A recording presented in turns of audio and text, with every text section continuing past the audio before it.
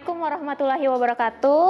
Waalaikumsalam warahmatullahi wabarakatuh. Selamat pagi semuanya. Bagaimana kabarnya hari ini? Baik. Oke. Sebelum kita mulai masuk, silahkan dulu absen di syam oke-nya masing-masing. Seperti itu ya. Sudah? Oke, sudah. Nah, jadi hari ini kita masuk di pertemuan ke-14. Jadi sebagaimana yang sudah kita pelajari dari pertemuan awal sampai dengan pertemuan ke-13 itu terkait dengan keterampilan dasar mengajar, yang ada 8 keterampilan dasar mengajar. Nah, hari ini kita akan mempraktikkan, mencoba simulasi sebagaimana yang sudah saya arahkan pekan sebelumnya, terkait bahwa masing-masing nanti akan menyampaikan atau mempresentasikan bagaimana cara mengajar nanti di sekolah. Nah, seperti itu. Nanti akan saya tunjuk satu persatu untuk memaparkan bagaimana rancangan pembelajaran yang sudah disusun sebelumnya. Seperti itu ya. Oke, kalau begitu saya langsung persilahkan ke Hamsidar. Kita mulai dari Hamsidar ya. Silahkan.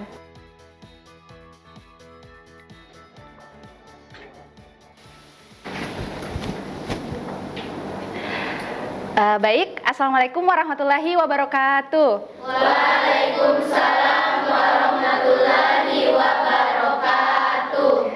Selamat pagi semua. Pagi. Bagaimana kabarnya hari ini? Yang sebelah sini? Baik. Yang sebelah sana?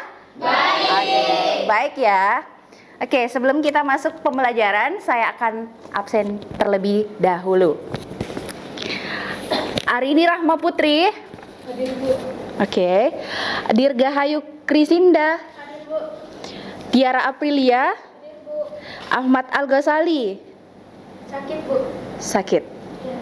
Dari mana informasinya? Dari grup. Oke, dari grup ya. Sudah berapa hari sakit? Baru hari ini. Baik. Dewi Sahrani Takwa, Hadir, Bu. Normawati, Hadir, Bu. Nandita Sifra, Hadir, Bu.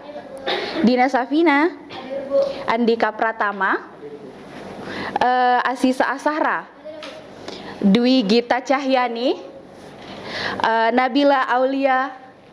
Izin, Bu. Izin. Siapa yang ditempati Izin? Ke grup. Oh, di grup juga. Menginfokan di grup.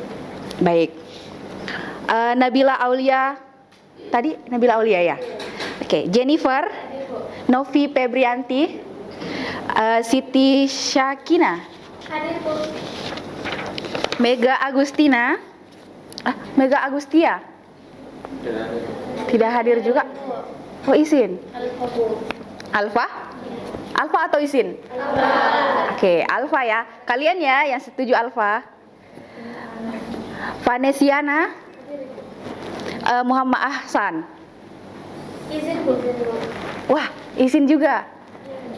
Baik. Dian, Sakit, Bu. sakit. Di mana? Dari mana informasinya? Tadi saya lihat di chat. Di chat ya. Oke. Vina Lestari, Hadir, Bu. Meilani. Oke, Alfa. Elsa Sari, Mutiara, Salsabila. Nur Hidayah, Reski Amelia, Rubianti, Nur Fadila Ibrahim. Tidak ada juga. Atau itu yang terlambat. Siapa yang terlambat?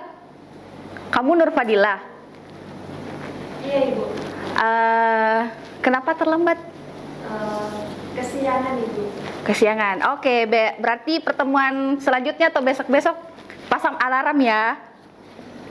Oke, Alif Hidayat, Denis Ayu Marcella. Tidak ada juga ya. Oke.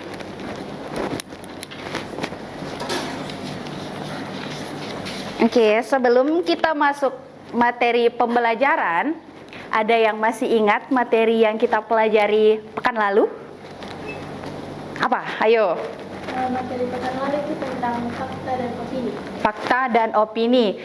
Apa itu fakta? pekan lalu? Ayo, siapa yang masih ingat apa itu kalimat fakta? Angkat tangan. Saya, Bu. Apa? Fakta itu pernyataan yang benar-benar terjadi dan dapat dibuktikan. Contohnya itu di Indonesia itu ada 38 provinsi. Oke. Opini? Dari sebelah sini. Opini? Kalimat opini itu adalah kalimat yang berisi tentang pendapat seseorang. Betul. Jadi kalimat fakta itu adalah kalimat yang benar-benar terjadi dan dibuktikan, sudah terbukti kebenarannya. Kalau kalimat opini itu masih belum terbukti kebenarannya, atau itu bisa jadi pendapat, hanya asumsi dari seseorang. Paham? Paham. Oke, sudah bisa dilanjut? Bisa. Sebelah sini sudah mengerti apa itu fakta dan opini? Mengerti, Bu. Kasih besar suaranya. Mengerti, Bu. Oke, kalian di sini? Oke. Kalau begitu kita akan nonton video. Simak ya. Cara membuat es coklat khas matcha. Tujuan atau pernyataan umum.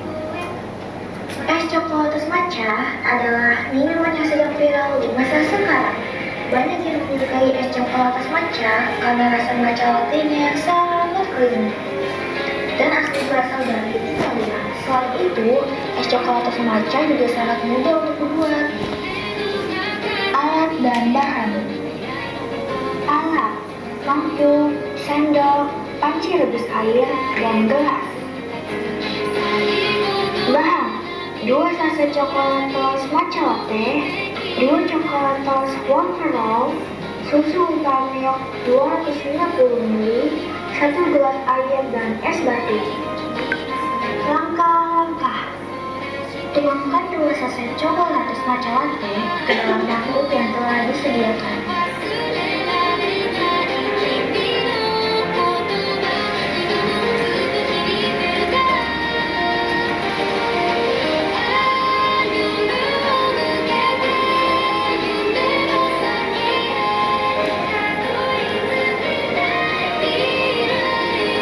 Rebus 1 gelas air dengan suhu sekitar 70 derajat Celcius, tunggu hingga mendidih. Tuangkan 10 sendok makan air yang sudah mendidih tadi ke dalam matcha bubuk.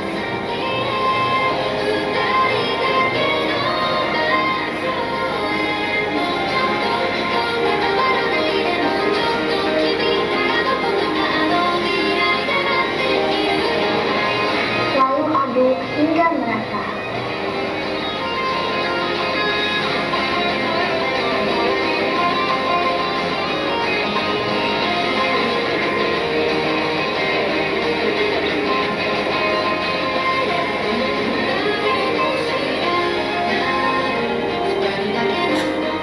Siapkan gelas, lalu tambahkan es batu secukupnya.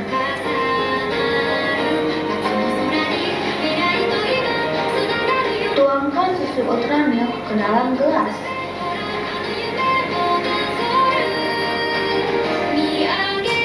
Lalu tuangkan coklat atau matcha latte yang sudah diaduk tadi.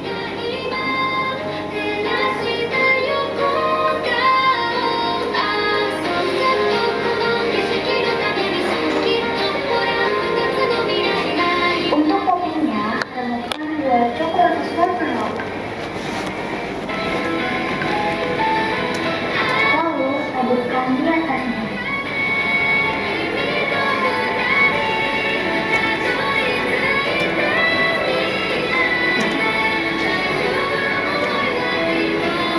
Nah, sudah jadi.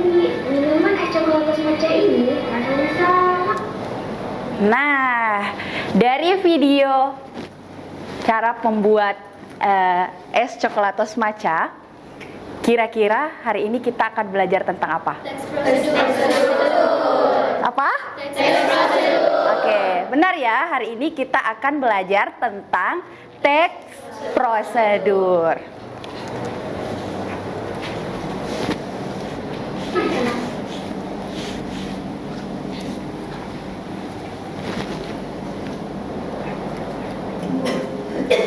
Berarti hari ini kita akan belajar tentang teks prosedur. Yang pertama, tujuan pembelajaran dari teks prosedur adalah yang pertama untuk mengetahui pengertian teks prosedur. Yang kedua, memahami ciri-ciri teks prosedur. Yang ketiga, mampu menulis teks prosedur yang jelas dan terstruktur dengan baik. Berarti nanti kalian akan membuat teks prosedur. Apa itu teks prosedur? Apa itu teks prosedur? Teks yang berisi tahapan-tahapan melakukan atau membuat sesuatu. Teks yang berisi tahap-tahapan dalam melakukan sesuatu. Sini.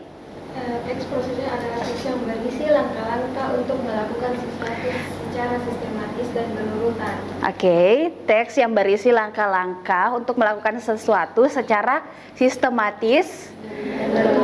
Oke, ada lagi?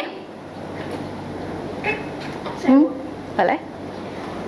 Jadi teks prosedur itu adalah teks yang berisi tahap-tahap serta maupun langkah-langkah dalam membuat sesuatu.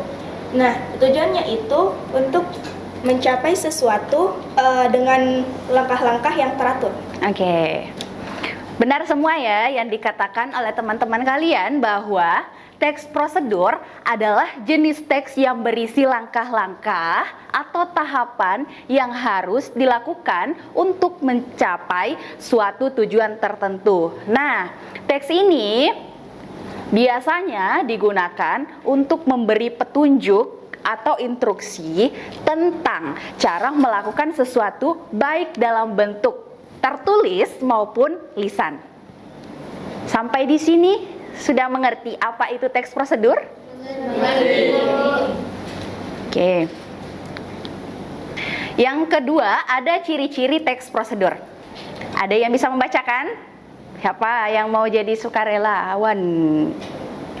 Siapa namanya? Dirgahayu. Dirgahayu, ayo baca. Ciri-ciri teks prosedur. Yang pertama, tersusun dalam urutan langkah-langkah yang jelas. Kedua, menggunakan kalimat imperatif atau perintah. Menggunakan kalimat imperatif atau perintah. Kalimat imperatif itu atau perintah, ada yang bisa memberikan contoh? Amin. Contoh memerintahkan seseorang. Ayo, siapa? Ambilkan saya minum. Oke. Inti bagian sini?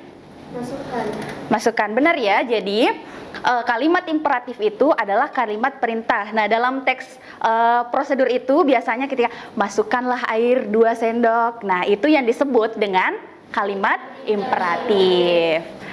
Lanjut. Yang ketiga. Yang ketiga, menggunakan kata penghubung waktu. Oke, menggunakan kata penghubung waktu. Contohnya, siapa yang bisa memberikan contoh menggunakan kata penghubung waktu? Bagian sini. Oke, boleh? Contohnya kayak selanjutnya, kemudian. Oke, selanjutnya kemudian bagian sini. Pertama. Setelah itu. Nah, contoh kalimatnya itu setelah itu hidupkan kompor. Nah, itu termasuk menggunakan kata penghubung waktu. Lanjut. Yang keempat, menggunakan bahasa yang jelas dan mudah dipahami. Oke, menggunakan bahasa yang jelas dan mudah dipahami. Dalam teks prosedur ini, kita harus menggunakan bahasa yang jelas dan mudah dipahami. Kenapa? Karena kalau instruksinya tidak jelas, maka apa kalau instruksinya tidak jelas? Tidak dimengerti. Benar. Yang kelima? Yang kelima, terkadang dilengkapi dengan gambar atau diagram. Oke, jadi ini opsional. Biasanya ada teks prosedur yang dilengkapi dengan gambar atau diagram, biasa juga tidak. Oke, jadi opsional ya. Selanjutnya saya punya contoh teks prosedur. Siapa yang mau membacakan? Oke. Contoh teks prosedur cara membuat teh manis.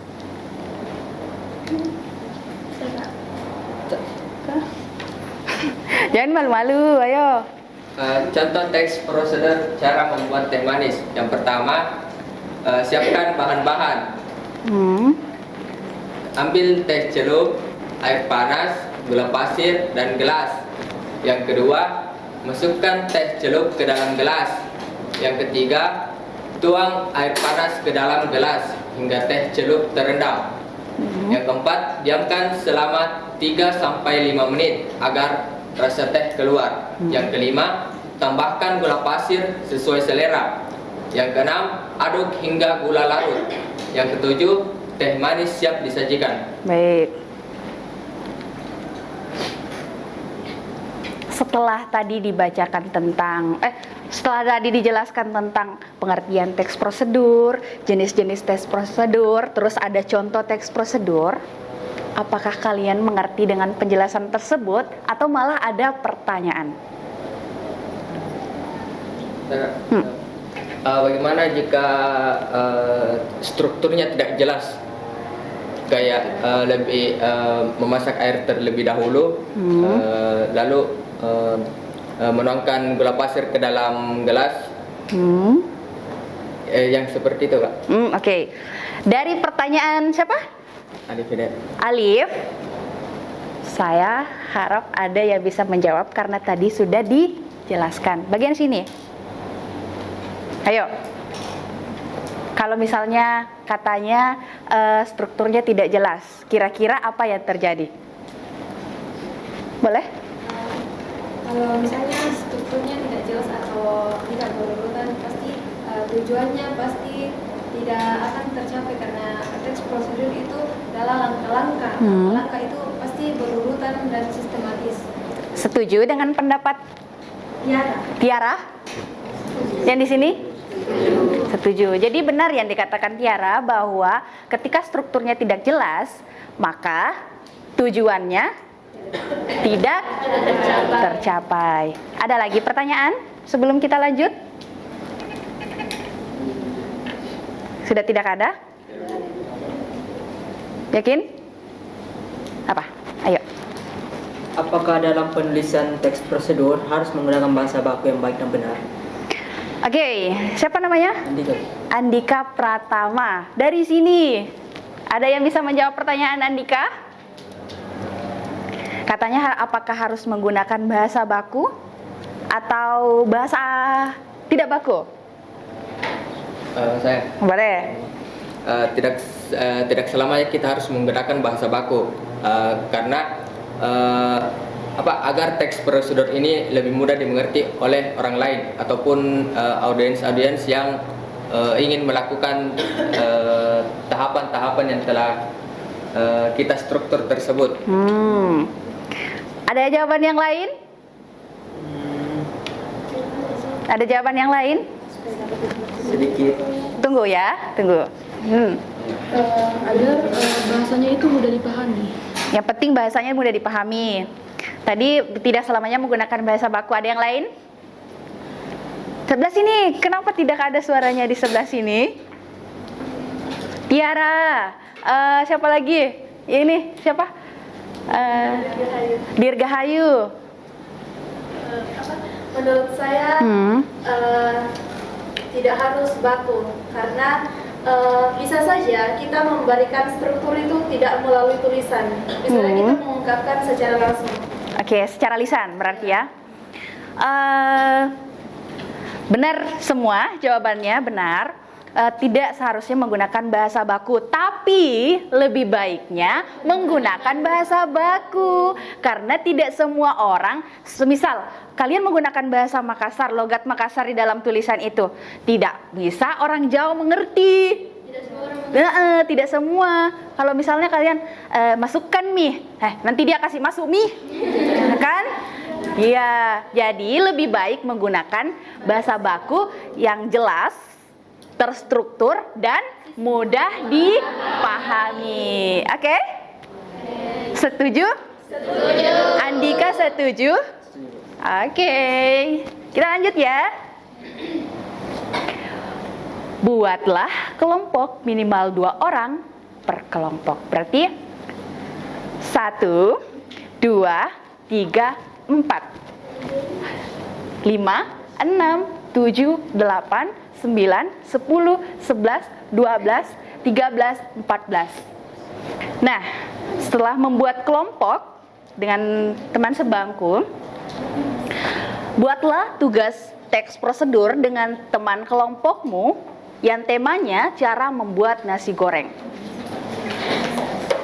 Ada yang mau dipertanyakan sebelum membuat teks prosedur? Apakah harus disertakan dengan alat dan bahan? Kan dalam teks prosedur itu, dalam teks itu langkah-langkah itu berisi alat dan bahan. Gimana sih? Gimana sih? Oke. Baik, jadi waktunya sudah selesai. Ada ya kelompok berapa yang siap untuk naik ke depan membacakan teks prosedur yang sudah dibuat? Kelompok berapa? Kelompok sama temanku Tiara. Oh, baik. Boleh, sini.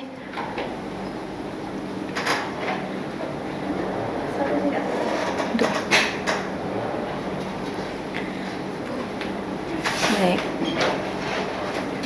Di sini. Sini. Oke. Saya membacakan saya. Baca saja kita. Saya Oke, baik. Tunggu. Perkenalkan. Kalian dengarkan baik-baik ya yang dibuat sama temannya. Oke?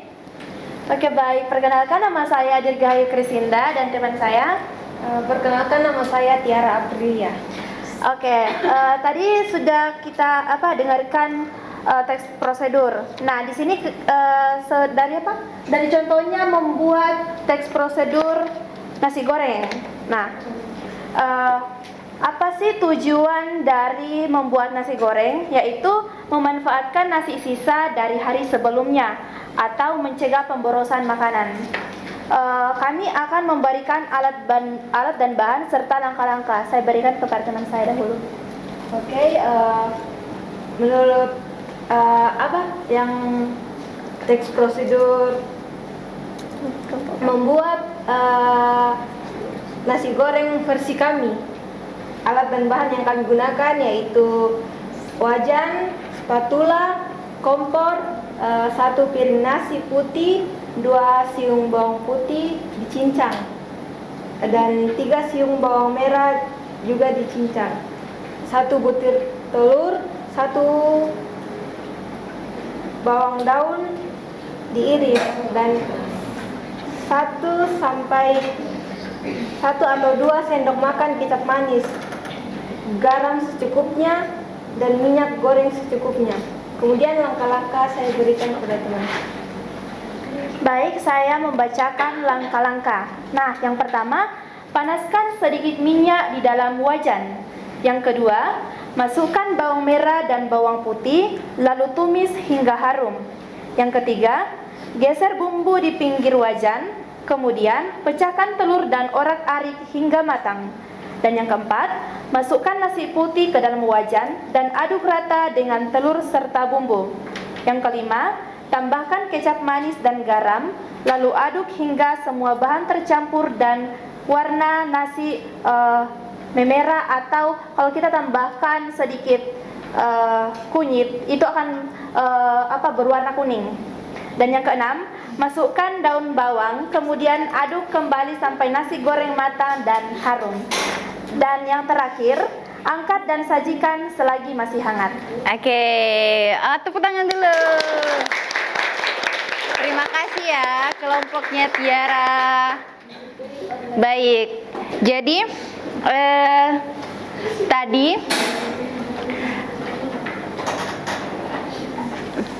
tadi di bagian teks prosedur yang telah dibuat oleh kelompoknya Tiara itu menggunakan kalimat imperatif atau perintah, contohnya masukkan nasi ke wajan, nah itu imperatif. Kemudian yang ketiga menggunakan penghubung waktu, contohnya tadi kemudian selanjutnya, nah itu sudah mencakup ciri-ciri teks prosedur. Sampai di sini ada yang mau ditanyakan kembali?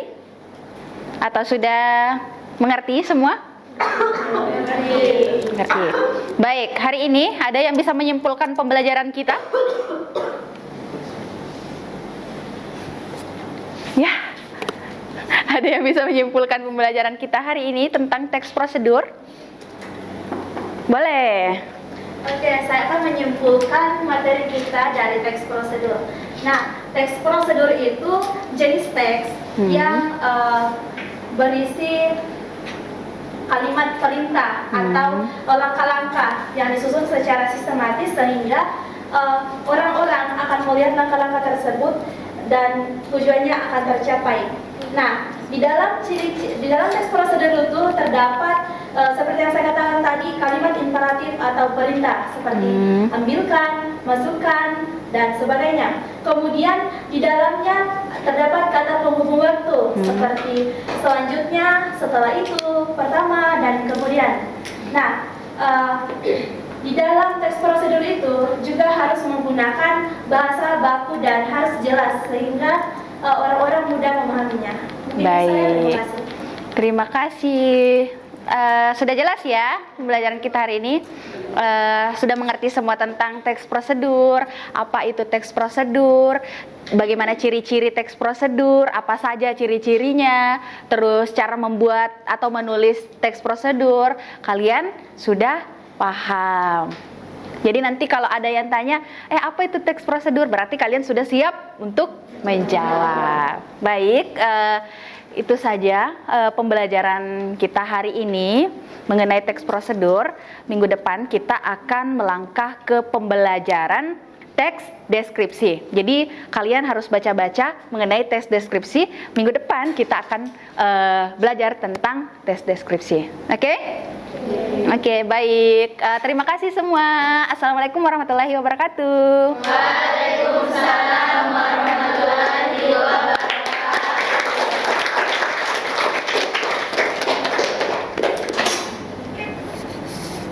Oke, silakan duduk. Oke, itu tadi contoh dari penerapan KDM, keterampilan dasar mengajar, yang sudah dibawakan oleh satu orang. Karena waktu juga sudah habis, durasinya ternyata cukup panjang. Ada yang bisa menyimpulkan keterampilan apa yang tadi sudah disampaikan oleh teman kalian? Ada coba Salsa, ada yang coba sebutkan satu keterampilan yang sudah di ini?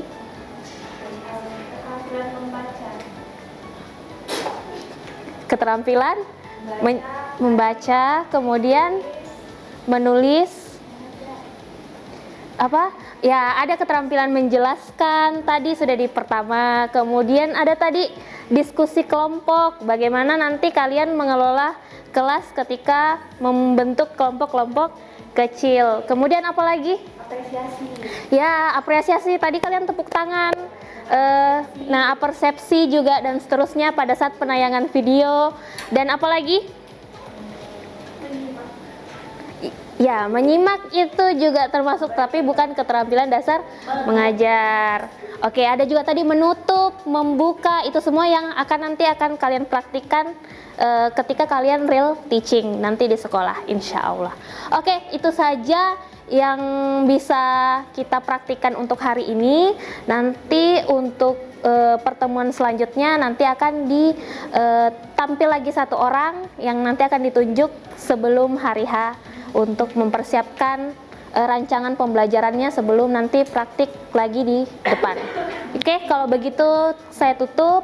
Wassalamualaikum warahmatullahi wabarakatuh. Dan jangan lupa lembar observasi terkait tadi, observasi temannya jangan lupa dikumpul di Syam. Oke, kalau begitu sekali lagi saya tutup. Wassalamualaikum warahmatullahi wabarakatuh. Sampai jumpa semuanya di pertemuan pekan depan. Waalaikumsalam.